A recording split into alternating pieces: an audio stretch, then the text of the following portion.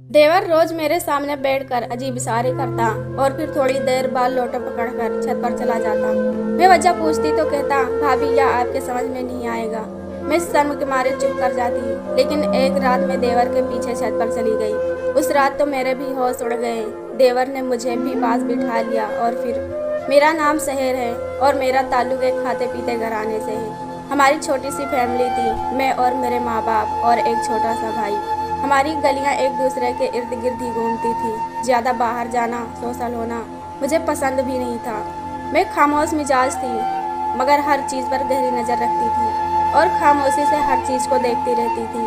मुझे ज़्यादा बात करने वाले लोग पसंद नहीं थे। मेरा ख्याल था कि इंसान जितना बोले अच्छा बोले, सोच समझ कर बोले, ताकि उसकी जुबान की वजह से वह किसी मुश्किल में ना फंसे। जैसे ही मैं 20 साल की हुई तो मेरे घर वालों को मेरे शादी की फिक्र लग गई। हमारे खानदान में लड़कियों की शादी भी बहुत जल्दी हो गई थी।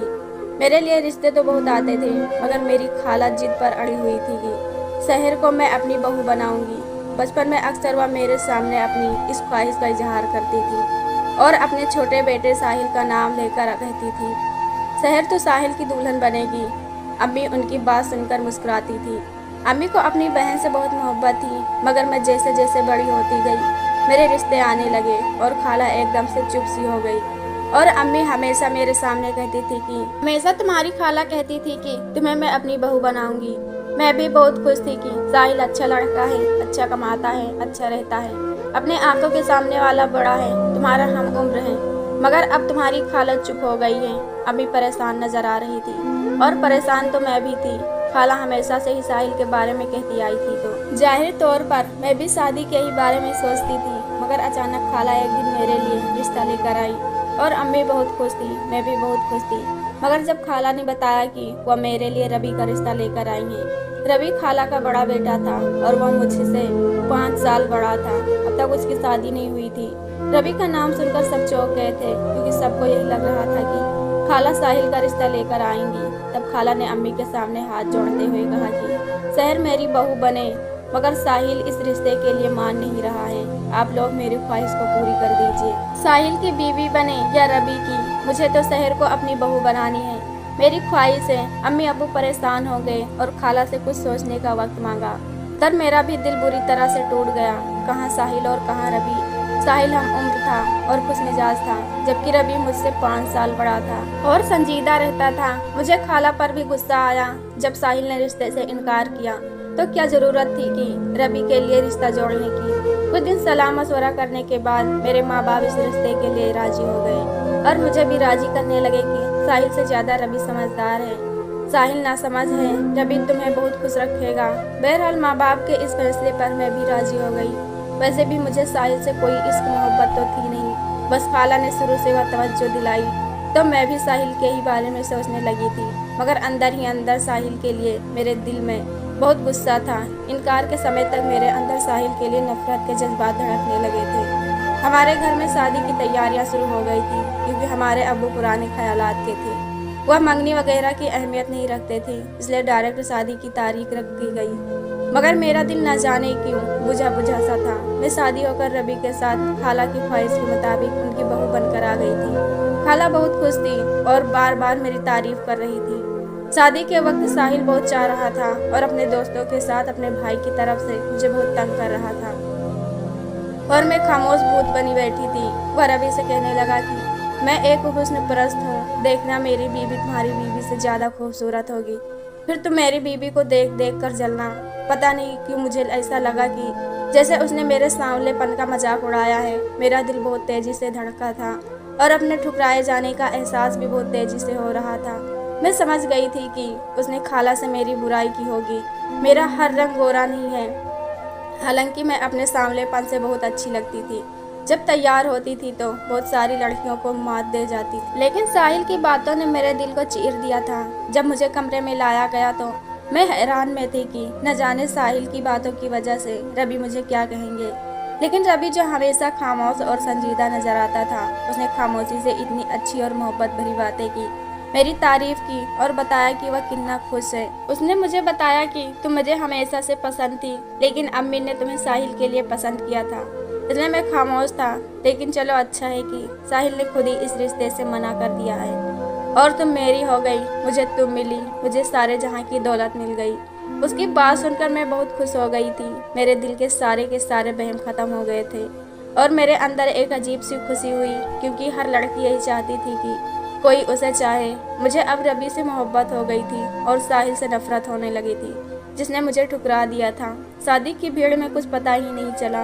अब मैं घर के काम करने लगी थी। साहिल हर वक्त घर में चहकता रहता था, लेकिन मुझे अब महसूस होने लगा था कि वह चुप चुप सा रहने लगा था। जब भी मुझे और रवि को खुद देखता तो उसका चेहरा मुरझा जाता और जहां हम दोनों होते वहां से उठकर बाहर निकल जाता।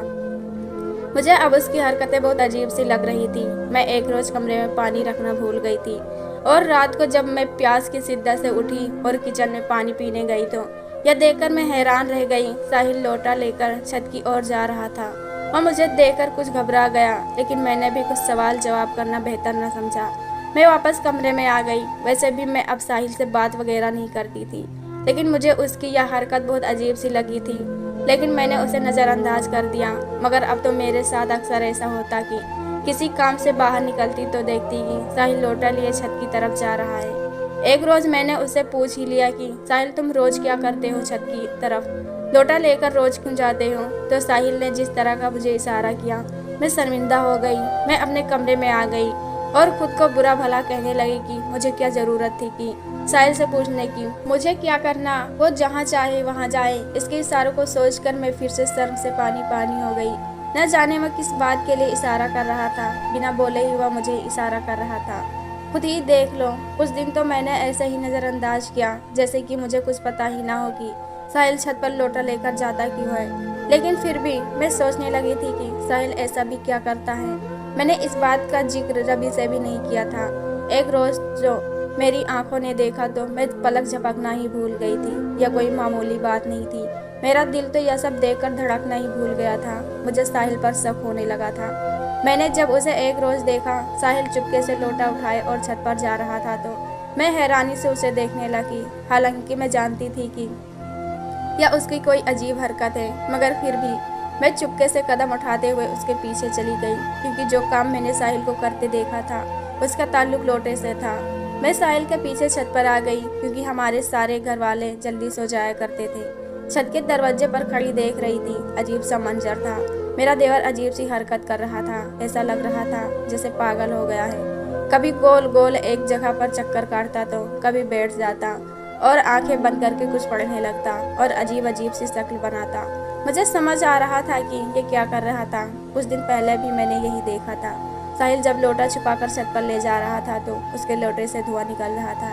ये देखकर मुझे अपने देवर पर कुछ शक हुआ।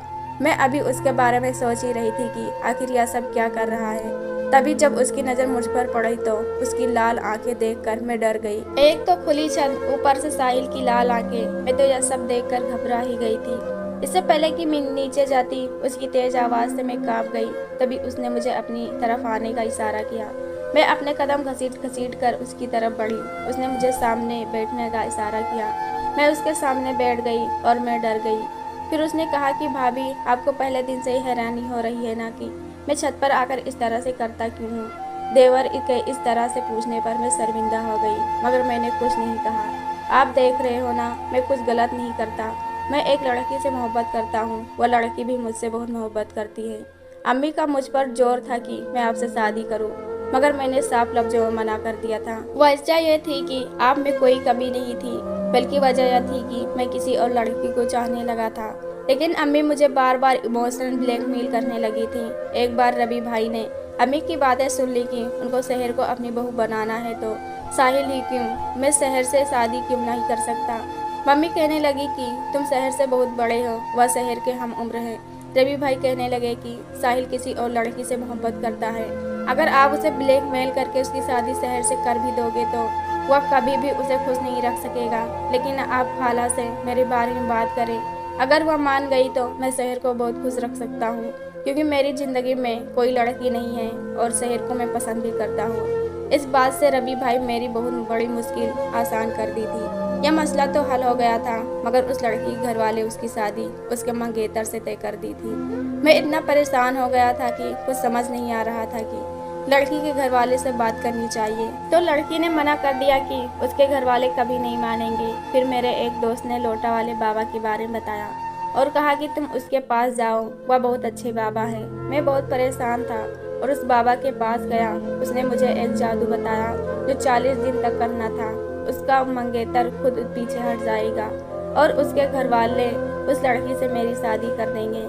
तब से मैं रोज लोटा लेकर छत पर जाता हूँ और बाबा के बताए गए जादू पर अमल करता हूँ और कभी उस बाबा के बताए गए दिए को जलाता हूँ। जब आप मुझसे पूछती थी तो मैं इशारों में बात करता था, क्योंकि बाबा ने बताया था कि अमल के दौरान किसी से बातें नहीं करनी।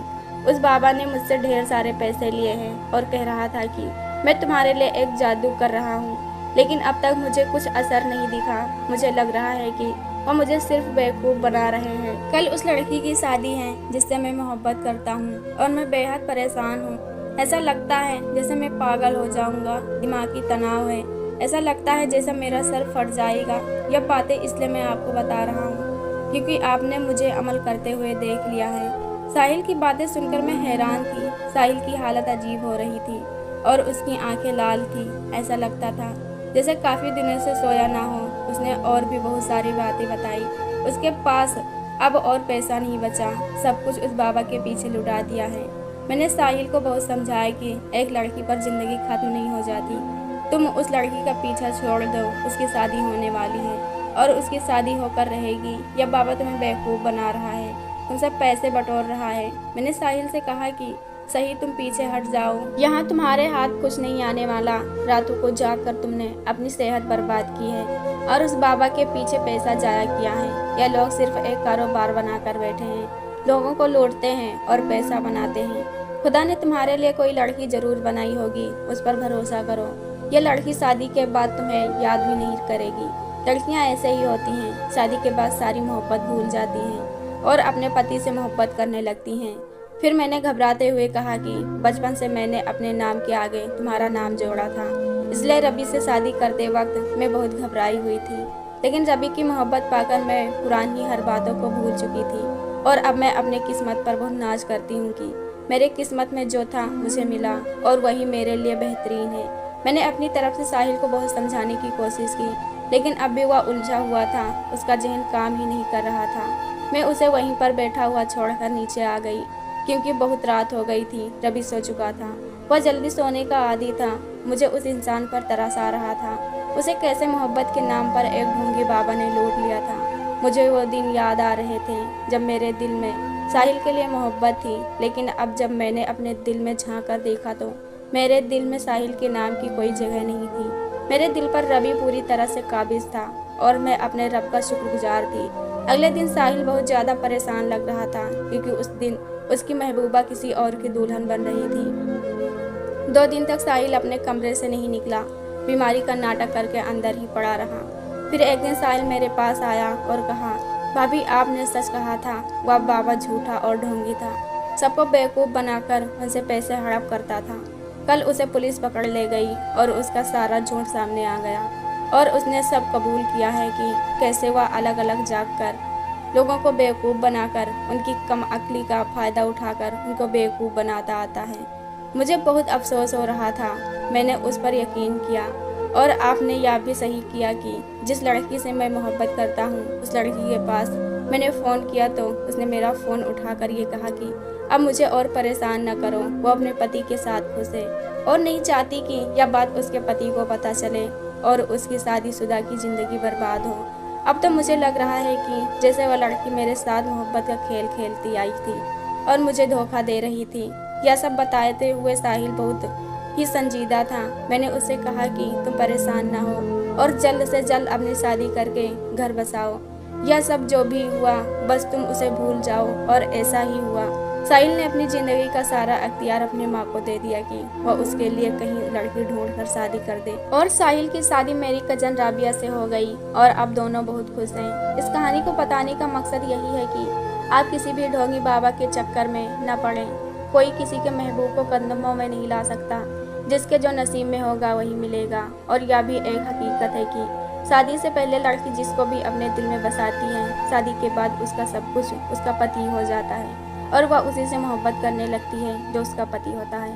दोस्तों, यह कहानी कैसी लगी कमेंट बॉक्स में ज़रूर बताएं। वीडियो को लाइक करो, चैनल को सब्सक्राइब करो। मैं ऐसी कहानी आपके लिए लाते रहेंगे। धन्यवाद।